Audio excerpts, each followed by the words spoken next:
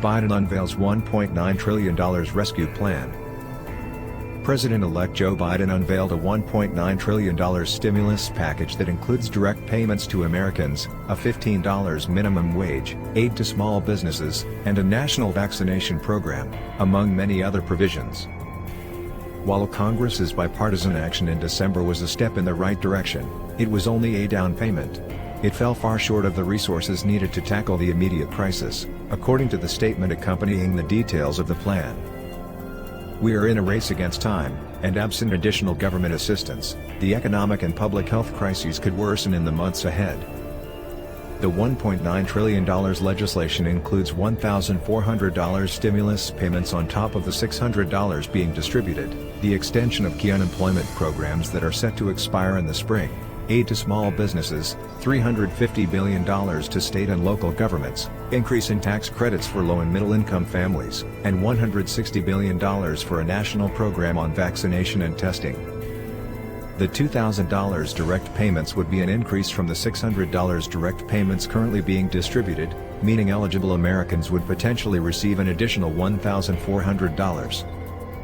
The extra weekly amount in unemployment benefits would be increased to $400 a week, up from the current $300 a week.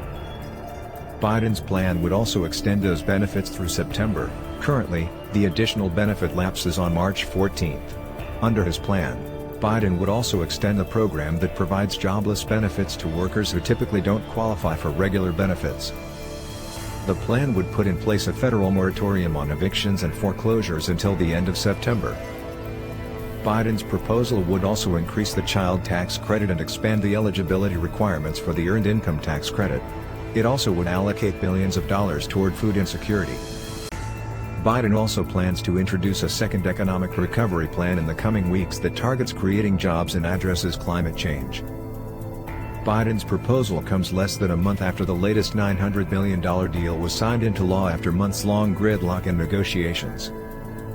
Democrats initially came to the table with their $3.4 trillion HEROES Act, while the GOP came up with a $1 trillion HEALS Act during the summer. Many of the provisions in these two proposals were trimmed or left out. While the House previously passed two versions of the HEROES Act that never made it to the Senate floor, now that Democrats will control both chambers, they could put the legislation for a vote. By wearing masks, we can reduce the risk of spreading the virus, and that will help protect our collective health.